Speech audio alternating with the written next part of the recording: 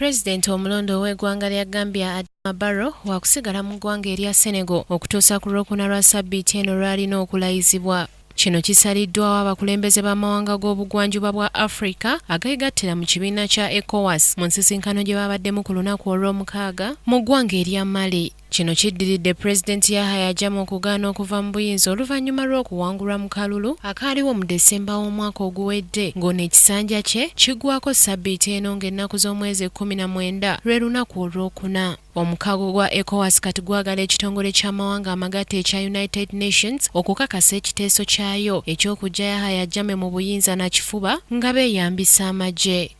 Wadde nga biri bityo, Pulezidenti Yahya Jammeh agamba nti newankubadde nga kkooti ensukkulumu terina balamuzi bamala kuwuliriza musango gwe yawawaabira Adama Barrow n'akakiiko k'ebyokulonda nti kabba akalulu, yagenda okubeera Pulezidenti wa Gambia okutuusa mu Meeyi w'omwaka guno, kkooti ensukkulumu lw'enaasalawo ekyenkomeredde. Ebyo nga biri bityo mu ggwanga erya Kazakhstan abantu abasoba mu 37 wetwogerera z'embuyaga ezikunta oluvannyuma lw'ennyonyi okugwa mu ggwanga eryo. Ennyonyi eno ey'ekika kya Boeing namba 747 kigambibwa nti ebadde ya ggwanga lya Butuluuki ng'ebadde eva Hong Kong ng'eyolekera eggwanga lya Butuluuki. Abantu abasinze okufa be babadde ku ttaka n'okusingira ddala abaana era nga bw'emaze okugwa ekwatiddewo omuliro. Ekiviiriddeko ennyonyi eno okugwa kikyatankanibwa naye nga kisuubirwa okuba nti olufu lubadde lungi mu bbanga era nga lwe luleetedde omugoba waayo okulemererwa okulaba waagiteeka.